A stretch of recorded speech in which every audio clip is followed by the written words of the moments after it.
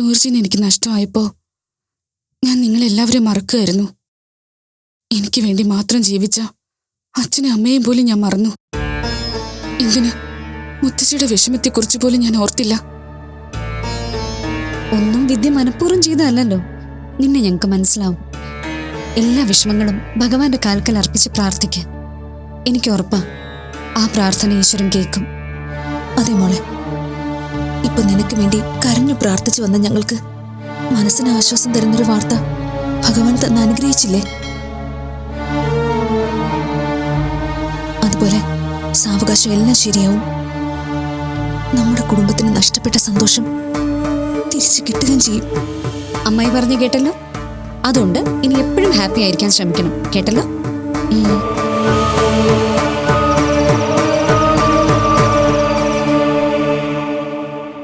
മഹാദേവനങ്ങളോട് ഒരു ബന്ധവും വേണ്ടാന്ന് ഞാൻ അഭിയോട് പലതവണ പറഞ്ഞതാ.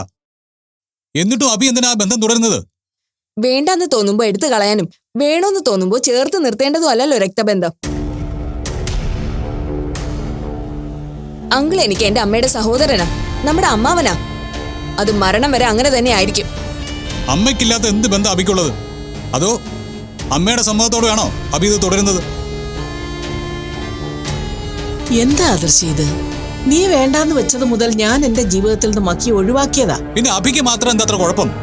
ഇടാ, ഞാൻ നിന്റെ ചേച്ചിയാ, അല്ലാതെ നീയല്ല എന്റെ മൂത്തത് ഇത്ര ഭരിക്കാൻ. എന്റെ ശരിയും തെറ്റും തീരുമാനിക്കേണ്ടത് ഞാനാ. അത് ഞാൻ തീരുമാനിച്ചിട്ടുമുണ്ട്. അങ്കിളിന് എന്റെ ജീവിതത്തിലുള്ള പ്രാധാന്യം എന്താന്ന് ഞാൻ വ്യക്തമായി പറഞ്ഞു തന്നതാ. പിന്നെ നിനക്കത് മനസ്സിലായില്ലെങ്കിൽ അത് നിന്റെ കുഴപ്പമാണ്.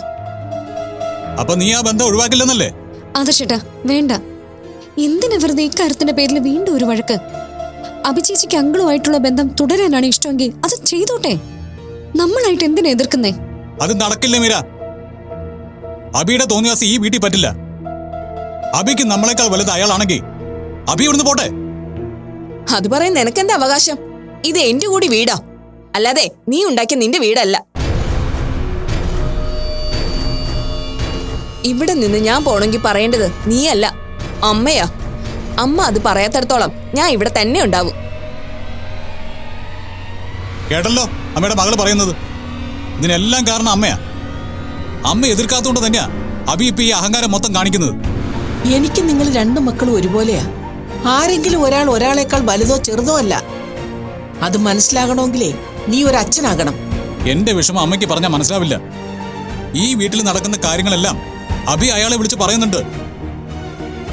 അത് കേട്ട് വഴിയിൽ പിടിച്ചു നിർത്തി എന്നെ അപമാനിക്കാൻ ശ്രമിക്കുക അയാള്. ഞാൻ എന്ത് പറഞ്ഞു? വെറുതെ ഓരോന്ന് വിളിച്ച് പറയാതെ. അപ്പൊ മീരയാണ് കമ്പനിയിലെ പ്രശ്നങ്ങളെല്ലാം തീർത്തെന്നും കമ്പനി ലാഭത്തിലാക്കിയതെന്നും നീയല്ലേ അയാളോട് പറഞ്ഞത്? അതും പറഞ്ഞ അയാൾ എന്നെ അപമാനിച്ചത്. ഓ, അതാണോ കാര്യം? അതില് നീ ഇതിനെ നാണിക്കുന്നത്? അത് സത്യമല്ലേ? നിന്റെ കമ്പനി വലിയൊരു നഷ്ടത്തിൽ നിന്ന് കരകയറുന്നതിന് കാരണം മീരയല്ലേ? അത് അംഗീകരിക്കാ വേണ്ടത്, അല്ലാതെ അതിനെ നാണക്കേടായി കാണണ്ട. എന്തിനാ ചേച്ചി അത്തരം കാര്യങ്ങളൊക്കെ അങ്കിളിനെ അറിയിക്കുന്നത്? നമ്മുടെ വീട്ടിൽ നടക്കുന്ന കാര്യങ്ങൾ നമ്മൾ അറിഞ്ഞാ പോരെ? ഞാൻ നിനക്കൊരു ക്രെഡിറ്റായി പറഞ്ഞതാ, നീ ആരുടെ മുന്നില് ചെറുതാകാതെ ഇരിക്കാൻ. എന്റെ ഭാര്യയുടെ കാര്യം നോക്കാനേ എനിക്കറിയാം. അതിന് നീ ബുദ്ധിമുട്ടണ്ട. നിനക്ക് കോംപ്ലക്സ് ആടാ. മീര നിന്നേക്കാൾ വലിയ ആളാവുന്നതിലുള്ള കോംപ്ലക്സ്. ഞാൻ പറഞ്ഞത് സത്യമല്ലേ? നിനക്ക് മീരയുടെ സഹായം എല്ലാം വേണം, പക്ഷേ അത് ആരും അറിയാൻ പാടില്ല. അതെങ്ങനെ നടക്കും? അഭി നിർത്ത്. നിന്നോട് മിണ്ടാതിരിക്കാനാ പറഞ്ഞത്. അമ്മ എന്തിനാ എന്റെ വാ അടപ്പിക്കുന്നത്? ഞാൻ പറഞ്ഞതിൽ എന്താ തെറ്റ്? ആദർശിന്റെ പെരുമാറ്റം കാണുന്ന ആർക്കും കാര്യങ്ങൾ മനസ്സിലാക്കാവുന്നതേ ഉള്ളൂ. അത് നീ തിരക്കേണ്ട കാര്യമില്ല. മഹാദേവൻ അങ്കിളുമായിട്ട് ബന്ധം തുടരാനാണ് നിന്റെ തീരുമാനമെങ്കിൽ നിനക്ക് എന്നോടോ മീരയോടോ ഒരു ബന്ധം ഉണ്ടാവാൻ പാടില്ല. ഇത് നിന്റെ അതിബുദ്ധിയാണ് ആദർശേ. മീരയ്ക്ക് നിന്നേക്കാൾ പ്രാധാന്യം എല്ലാവരും കൊടുക്കുന്നത് ഇല്ലാതാക്കാനുള്ള നിന്റെ ബുദ്ധി, അത് എന്റെ അടുത്ത് വേണ്ട. ചേച്ചി പ്ലീസ്, നിങ്ങളിങ്ങനെ വഴക്ക് കൂടാതെ. ഞാൻ പറഞ്ഞതൊക്കെ നിനക്ക് വേണ്ടിട്ടാ. വൈകാതെ ഇവന്റെ തനി സ്വഭാവം നിനക്ക് മനസ്സിലാവും. അപ്പൊ ഞാനായിരുന്നു ശരിയെന്ന് നിങ്ങൾ എല്ലാവരും അംഗീകരിക്കും. മഹിയുടെ കാര്യം പറഞ്ഞ് എന്തിനാ ഈ വീട്ടിലെ സമാധാനം കളയുന്നത്? നിങ്ങൾ എന്നും ഒന്നിച്ചു നിൽക്കേണ്ടവരാണ്, അത് മറക്കാതെ. അത് ഓർക്കാൻ അമ്മ ഇവനോട് പറ. അവന് വേണ്ടത് അടിമകളെയാ. അവൻ പറയുന്നത് മാത്രം അനുസരിച്ച് നിൽക്കുന്ന അടിമകളെ. അങ്ങനെ അടിമയാവനെ തൽക്കാലം എനിക്ക് പറ്റില്ല.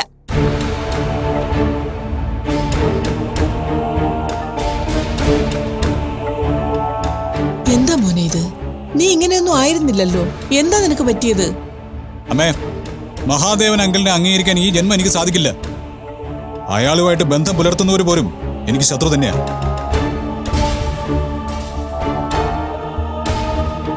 മോളെ, അവന്റെ കൂടെ ഒന്ന് ചെല്ല്. അവൻ ആകെ ടെൻഷനില്ല. എന്തെങ്കിലും പറഞ്ഞൊന്ന് സമാധാനിപ്പിക്ക്.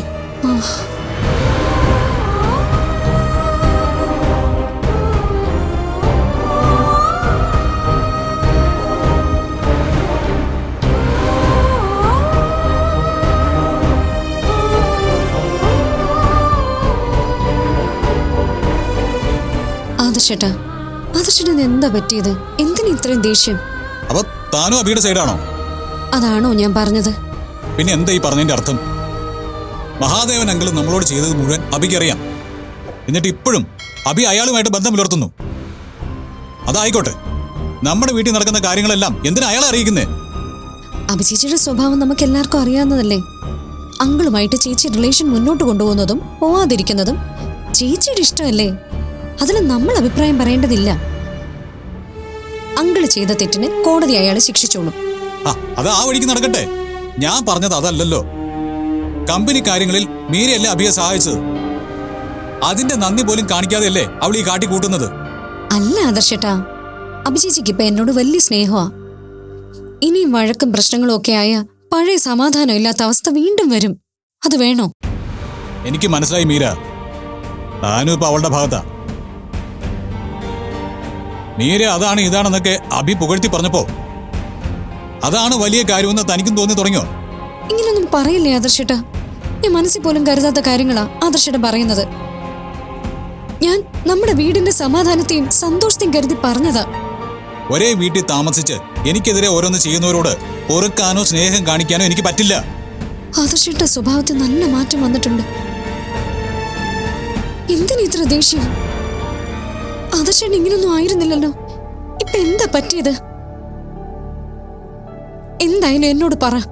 എന്തിനു ഞാൻ ആദർശേട്ടന്റെ ഒപ്പം ഇല്ലേ? അങ്ങനെ ഒരു വിശ്വാസം എനിക്കുണ്ടായിരുന്നു. പക്ഷേ ഇപ്പൊ പൂർണ്ണമായിട്ട് അങ്ങനെ വിശ്വസിക്കുന്നില്ല. അതെന്താ അങ്ങനെ? തനിക്കും മാറ്റങ്ങൾ വന്നിട്ടുണ്ട് മീര. മറ്റുള്ളവർ പ്രശംസിക്കുന്നതിൽ താൻ കൂടുതൽ താല്പര്യം കാണിക്കുന്നുണ്ടെന്ന് എനിക്ക് തോന്നുന്നുണ്ട്.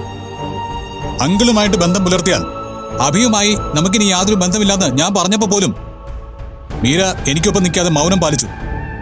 അതിന്റെ കാര്യം എനിക്കറിയാം. ആദർശേട്ടൻ പറയുന്നൊന്നും എനിക്ക് മനസ്സിലാവുന്നില്ല. എന്ത് പ്രശ്നം വന്നാലും ഞാൻ ആദർശേട്ടനൊപ്പം നിൽക്കുള്ളൂ ആദർശേട്ടൻ അറിയാലോ. പിന്നെ അഭിയേച്ചി ആദർശേട്ടനും സഹോദരങ്ങളാണ്. നിങ്ങൾക്കിടയിൽ ഉണ്ടാവുന്ന ചെറിയ പ്രശ്നങ്ങളിൽ ഇടപെട്ട് ഞാനത് വലുതാക്കുന്നത് ശരിയാണോ? വേണ്ട മീരേ, എനിക്കെല്ലാം മനസ്സിലാവും. ആദർശേട്ടൻ എന്തോ ഒരു മാറ്റമുണ്ട്. അതാ ഈഗോ. എനിക്ക് ഈഗോയോ? അല്ലെങ്കിൽ പിന്നെ ഈ വാശി എന്തിനാ?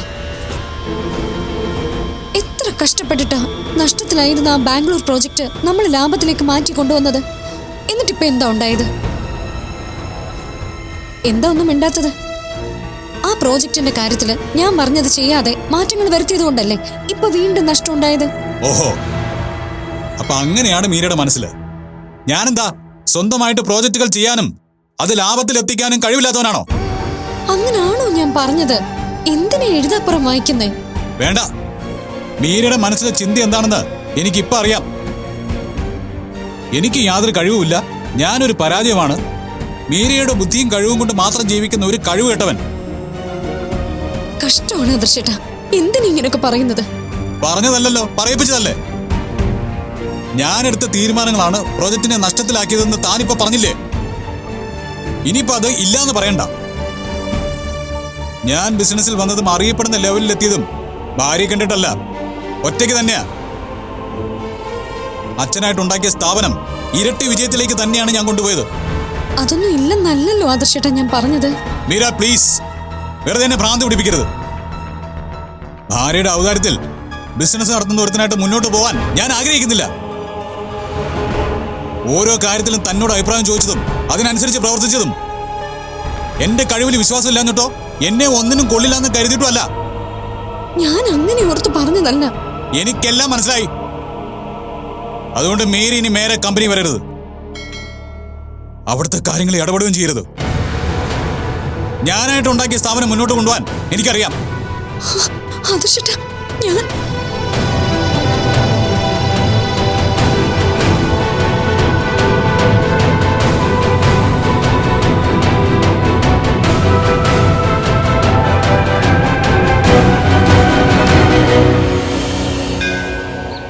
തൊഴുത് പ്രാർത്ഥിച്ചു കഴിഞ്ഞാൽ കുറച്ച് സമയം ക്ഷേത്ര പരിസരത്ത് തന്നെ ഇരിക്കണമെന്നാ പറയാറ്. തൊഴുത് കഴിയുമ്പോൾ നമുക്ക് കിട്ടിയ ഈശ്വര ചൈതന്യം നമ്മളിൽ തന്നെ ഉറയ്ക്കാൻ അത് സഹായിക്കും. മീര എന്താ ചിരിക്കുന്നതെന്ന് എനിക്ക് മനസ്സിലായി. പണ്ട് നീ ക്ഷേത്രത്തിൽ പോകുമ്പോ നീയൊക്കെ എന്തിനാ അമ്പലത്തിൽ പോകുന്നേന്നൊക്കെ ചോദിച്ച് വഴക്ക് പറഞ്ഞിരുന്ന ഞാനിപ്പോ ക്ഷേത്ര ദർശനത്തെ പറ്റി സംസാരിച്ചത് കേട്ടപ്പോ ചിരി വന്നല്ലേ? അല്ല ബീനാമേ, ഈശ്വര ചൈതന്യം നമ്മളിൽ എപ്പോഴും നിലനിർത്തി അത് അനുഭവിക്കേണ്ടതിനെ കുറിച്ച് ബീനാമ്മ പറയുന്നത് കേട്ടപ്പോ സന്തോഷം കൊണ്ട് ചിരിച്ചതാ.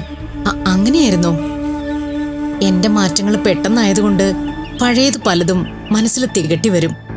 അപ്പോ എനിക്ക് എന്നെ തന്നെ കളിയാക്കാൻ തോന്നും. അതുകൊണ്ടാവും മറ്റുള്ളവരും എന്നെ നോക്കി കളിയാക്കാണോ എന്ന സംശയം എന്റെ ഉള്ളിൽ ഉണ്ടാവുന്നത്. അങ്ങനൊന്നും ചിന്തിക്കണ്ട. ഈശ്വരനെ ഭജിക്കുന്നതിനും പ്രാർത്ഥിക്കുന്നതിനും ഒന്നും മറ്റുള്ളവർ നമ്മളെക്കുറിച്ച് എന്ത് ചിന്തിക്കുമെന്ന് ആലോചന ഉണ്ടാവേണ്ടതില്ല. ആത്മാർത്ഥമായിട്ട് പ്രാർത്ഥിക്കുക. അത് മനസ്സിൽ നിന്നും ഈശ്വരനിലേക്ക് നേരിട്ടുള്ള സമർപ്പണമാണ്. അതിന് ഭാഷയോ ലിപിയോ വ്യാകരണവും ഒന്നും ആവശ്യമില്ല. മോള് പറഞ്ഞത് സത്യോ? നിന്റെ കൂടെ ഇവിടെ ഇരുന്ന് ഭഗവാന്റെ കാര്യങ്ങളൊക്കെ സംസാരിക്കാൻ എനിക്കിഷ്ടോ. അതൊക്കെ മനസ്സിനൊരു ആശ്വാസം നൽകുന്നുണ്ട്. അതുകൊണ്ടാ ഞാൻ മോളുടെ കൂടെ തന്നെ ഇവിടേക്ക് വരാൻ ഇഷ്ടപ്പെടുന്നത്. ആദർശിന്റെ വീട്ടിൽ നിന്ന് ആരെങ്കിലും നിന്റെ കൂടെ വരുമോന്ന് ഞാൻ ഓർത്തിരുന്നു. ഭാഗ്യത്തിനാരും വന്നില്ല. ആരെങ്കിലും ഉണ്ടെങ്കിൽ എനിക്ക് മീരയോട് ഇങ്ങനെ മനസ്സ് തുറന്ന് സംസാരിക്കാൻ സാധിക്കില്ല. അതാ ആരും കൂടെ വരരുതെന്ന് ഞാൻ ആഗ്രഹിച്ചത്. അവിടെ നിന്നാരും എന്റെ കൂടെ ക്ഷേത്രത്തിലേക്ക് വരാറില്ല. ആദർശം വരാറില്ലേ? ആദർശേട്ടന് തിരക്കല്ലേ. പിന്നെ ആദർശേട്ടന് ഈശ്വരകാര്യത്തിലും ക്ഷേത്ര ദർശനത്തിലും ഒന്നും വലിയ വിശ്വാസമില്ല. ഞാനും അങ്ങനെയൊക്കെ പറഞ്ഞു നടന്നതല്ലേ. എന്നിട്ടിപ്പൊ കണ്ടില്ലേ? ഇതൊക്കെ മാറും മോളെ, നീ നോക്കിക്കോ. വലിയ താമസമില്ലാതെ ആദർശം നല്ല ഒന്നാം തരം ഭക്തനായിട്ട് മാറും. ആവശ്യങ്ങൾ നേടാനായിട്ട് ആരും ഭക്തരായിട്ട് കാര്യമില്ല ബീനാമേ. ഇത് ഞാൻ പറഞ്ഞല്ല, മുകുന്ദേട്ടൻ പറഞ്ഞതാ. അതാരാ? മുകുന്ദേട്ടൻ ഈ ക്ഷേത്രത്തിൽ തന്നെയുള്ള ആളാ. ഞാൻ എപ്പോഴും ഇവിടെ വെച്ച് കാണാറുണ്ട്. ആണോ? എന്നിട്ട് ആളെവിടെ? ഞാനിവിടെ വന്നപ്പോ മുതൽ നോക്കുന്നുണ്ട്, പക്ഷെ ആളെ കാണുന്നില്ല. അത് സാരമില്ല, ഇനിയാണെങ്കിലും വരുമ്പോ കാണാലോ. എന്നാലും അയാള് പറഞ്ഞത് വലിയൊരു കാര്യം തന്നെയാ. മീരെ, ഞാൻ പ്രാർത്ഥിക്കാൻ വന്നതുപോലും ഭഗവാനോട് ആവശ്യവും പറഞ്ഞുകൊണ്ടല്ലേ. എന്നെപ്പോലെ അധികം വിവരമോ ഇക്കാര്യത്തിൽ അറിവോ ഇല്ലാത്തവര് എപ്പോഴും ആവശ്യങ്ങൾ പറഞ്ഞ് മാത്രമേ ക്ഷേത്രത്തിൽ വരൂ. പിന്നെ പിന്നെ അതിന് മാറ്റം വന്നോളും. അറിവുകൾ തുടങ്ങുന്നതും അവസാനിക്കുന്നതും ഒരേ സ്ഥലത്ത് തന്നെയാണെന്ന് ഞാൻ എവിടെയോ കേട്ടിട്ടുണ്ട്. കേട്ട അറിവുകൾ മനസ്സിൽ തങ്ങി നിൽക്കുന്നുണ്ടെങ്കിൽ ആ വിഷയത്തോട് നമ്മുടെ മനസ്സിന് അടുപ്പമുണ്ടെന്ന അർത്ഥം. കഴിഞ്ഞ ജന്മത്തിലും ബീനാമ്മ നല്ലൊരു ഭക്ത തന്നെയായിരിക്കണം. അതുകൊണ്ടാ ഇവിടെ വന്നു തുടങ്ങിയ ശേഷം പെട്ടെന്ന് തന്നെ ബീനാമ്മയുടെ വാക്കുകളിലും പ്രവൃത്തികളിലും എല്ലാം മാറ്റങ്ങൾ വന്നു തുടങ്ങിയത്. അറിയില്ല, പക്ഷേ മാറ്റമുണ്ടെന്നുള്ളത് സത്യം തന്നെയാ. ഈ നടയിൽ വന്ന് തൊഴുതു കഴിയുമ്പോൾ മനസ്സിനൊരു ധൈര്യം വരും. എന്തോ ഒരു ശക്തി മനസ്സിനും ശരീരത്തിനും വന്നതുപോലെ തോന്നും. എന്റെ മോൻ തിരിച്ചു വന്നാലും ഞാൻ ഈ വരവൊന്നും ഇനി നിർത്തില്ല മീരെ. അതൊരു നല്ല തീരുമാനം അബീനാമേ. സൂരജ് പെട്ടെന്ന് തന്നെ തിരിച്ചു വരുമെന്ന് എന്റെ മനസ്സ് പറയുന്നുണ്ട്. തകർന്നിരുന്ന വിദ്യയിൽ പോലും മാറ്റങ്ങൾ വന്നു തുടങ്ങി. അവള് പതിയെ റിക്കവറായി വരുന്നുണ്ട്. അതൊരു നല്ല ലക്ഷണമല്ലേ? സൂരജ് തിരികെ വരുമ്പോ അവനെ സ്വീകരിക്കുന്നത് എല്ലാ പ്രശ്നങ്ങളും തീർന്ന നമ്മുടെ കുടുംബങ്ങളാവും. അത് സൂരജിന് ഒരുപാട് സന്തോഷമാവും. അങ്ങനെ സംഭവിക്കട്ടെ മോളെ. മോളെ, എനിക്ക് വിദ്യയൊന്ന് നേരിട്ട് കാണാനും സംസാരിക്കാനും ആഗ്രഹമുണ്ട്. ബീനമ്മ കുറച്ച് ദിവസം കൂടി ഒന്ന് ക്ഷമിക്കാം. ഞാൻ വിദ്യയോട് സംസാരിക്കാം, എന്നിട്ട് കാണാനുള്ള അവസരം ഉണ്ടാക്കാം. ശരി, എന്നാ അങ്ങനെ ചെയ്യാം. എന്നാ നമുക്ക് ഇറങ്ങാം. ആ,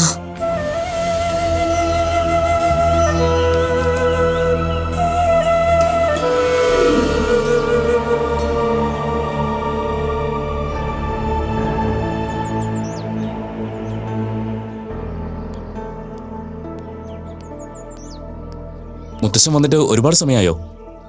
ഇല്ല മോനെ. അല്ലെങ്കിൽ തന്നെ എനിക്കെന്താ തിരക്ക്? ഞാൻ വരാൻ പറഞ്ഞത് മോന് ബുദ്ധിമുട്ടായോ? ഇല്ല, ഞാൻ മുത്തശ്ശനെ കണ്ട് ഒരു സന്തോഷമുള്ള കാര്യം പറയണമെന്ന് കരുതിയിരുന്നപ്പോഴാ മുത്തശ്ശന്റെ കോള് വന്നത്. എന്താ മോനെ, എന്താ കാര്യം? വിദ്യക്ക് നല്ല മാറ്റമുണ്ട്. അവളിപ്പോ കുറച്ചായി നോർമലായിട്ട് വരുന്ന പോലെ. എന്റെ പ്രാർത്ഥന ഭഗവാൻ കേട്ടു. വിദ്യമോൾക്ക് വേണ്ടിയും സൂരജിന് വേണ്ടിയും പ്രാർത്ഥിക്കാൻ വേണ്ടിയിട്ടാ ഞാൻ ജീവിക്കുന്നത് തന്നെ. അറിയാം, ഇങ്ങനൊരു വാർത്ത കേൾക്കാൻ ആഗ്രഹിക്കുന്നതും കാത്തിരിക്കുന്നതും മുത്തശ്ശൻ തന്നെയാണെന്ന് എനിക്ക് അറിയായിരുന്നു. സത്യം പറഞ്ഞ വിദ്യമോളുടെ കാര്യങ്ങൾ ചോദിച്ചറിയാൻ വേണ്ടിയാ ഞാൻ മോനെ കാണണമെന്ന് പറഞ്ഞത്. അവിടെ വന്ന് നേരിട്ട് തിരക്കാൻ ബുദ്ധിമുട്ടുണ്ടായിട്ടല്ല. പക്ഷേ ധന്യയും മനോജിനെയും എങ്ങനെ അഭിമുഖീകരിക്കുമെന്ന് ഒരു പേടി മനസ്സിലുണ്ട്. വീട്ടിലേക്ക് വരാൻ മുത്തശ്ശൻ മടിക്കണ്ട. അച്ഛനോ അമ്മയ്ക്കോ മുത്തശ്ശനോട് ഒരു പിണക്കോ ഇല്ല. മുത്തശ്ശനോട് മാത്രമല്ല, സൂരജിനോട് പോലും ദേഷ്യമുള്ളതായി എനിക്ക് തോന്നുന്നില്ല. സൂരജ് തിരിച്ചു വരണമെന്ന് ഇപ്പൊ നമ്മളെപ്പോലെ ആഗ്രഹിക്കുന്ന ഒരാളാ അമ്മയും. എല്ലാവരുടെയും മനസ്സ് മാറാൻ എന്റെ സൂരജിന് ഇങ്ങനൊരവസ്ഥ വരേണ്ടി വന്നല്ലോ മോനെ. മുത്തശ്ശൻ വിഷമിക്കാതെ, എല്ലാം ശരിയാവുന്ന എനിക്കിപ്പോ തോന്നുന്നത്. അതിന്റെ തുടക്കമാണ് വിദ്യയുടെ ഈ മാറ്റം. ആയിരിക്കും. അല്ല, അങ്ങനെ തന്നെയാണ്.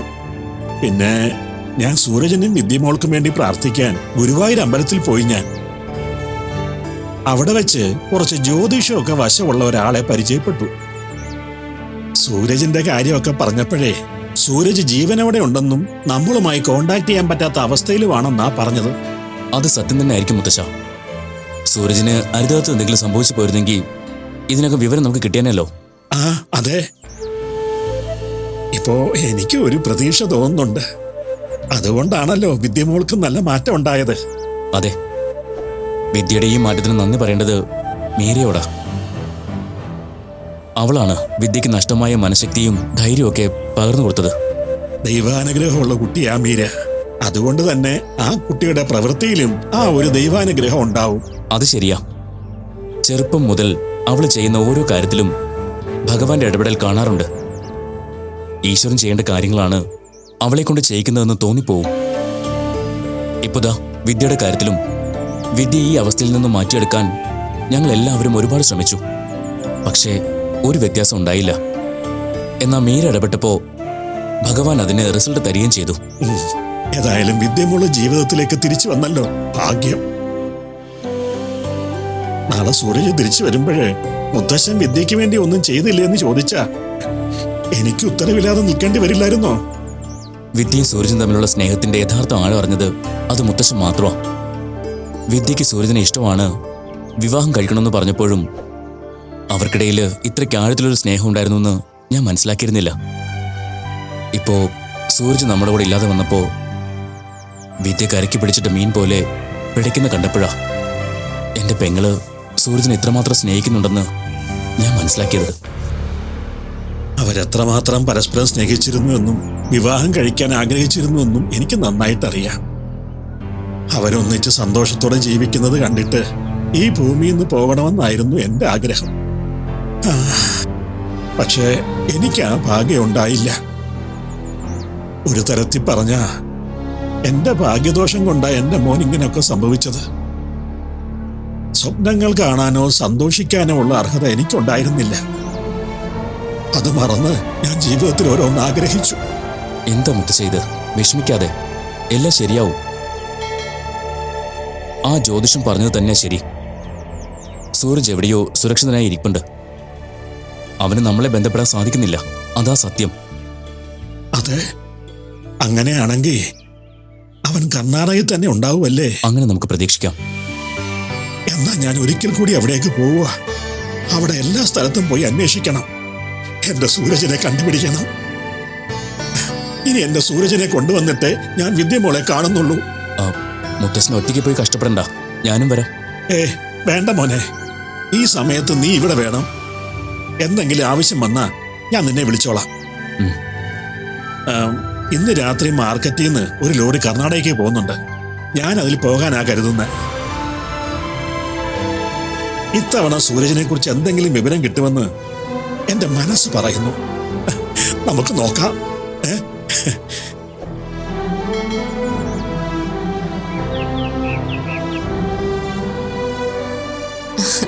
മീര ക്ഷേത്രത്തിൽ പോയിട്ട് വന്നോ? അഭി മീരയ്ക്കൊപ്പം വരണമെന്ന് പറയുന്നുണ്ടായിരുന്നല്ലോ. അയ്യോ ചേച്ചി എന്നോട് പറഞ്ഞില്ല, അതാ ഞാൻ വിളിക്കാതിരുന്നത്. ശരിയാ, ഞാനത് മീരയോട് പറഞ്ഞില്ല. പോണെന്ന് മനസ്സിൽ കരുതി വൈകിട്ട് അമ്മയോട് പറഞ്ഞു. പക്ഷേ രാവിലെ എഴുന്നേൽക്കാൻ പറ്റണ്ടേ? രാവിലെ മീര പോകുന്നതിന് മുമ്പ് ഉണർന്ന് റെഡിയായ വരാന്നാ കരുതിയത്. കരുതിയാ മാത്രം പോരാ, ചെയ്യണം. രാവിലെ ഉണർന്ന് ക്ഷേത്രത്തിൽ പോയാൽ തന്നെ ഒരു പോസിറ്റീവ് എനർജിയാ. അറിയാം ആന്റി, പക്ഷേ എനിക്ക് മീരയെ പോലെയുള്ള അച്ചടക്കമൊക്കെ ഉണ്ടാക്കണമെന്ന് ആഗ്രഹിക്കാനല്ലാതെ അത് പ്രാവർത്തികമാക്കാൻ പറ്റണ്ടേ? ഏതായാലും ചെയ്യണമെന്ന ചിന്ത തന്നെ മനസ്സിൽ വരുന്നുണ്ടല്ലോ, അത് തന്നെ വലിയ കാര്യം. ചേച്ചിക്ക് ആഗ്രഹം ഉണ്ടെങ്കിൽ ഞാൻ രാവിലെ വിളിച്ച് എഴുന്നേൽപ്പിക്കാം. അയ്യോ അതൊന്നും വേണ്ട മീരെ, ഞാൻ എഴുന്നേറ്റാ നിന്റെ കൂടെ വന്നോളാം. എങ്കിൽ എന്റെ മോള് ക്ഷേത്രത്തിൽ പോയത് തന്നെ.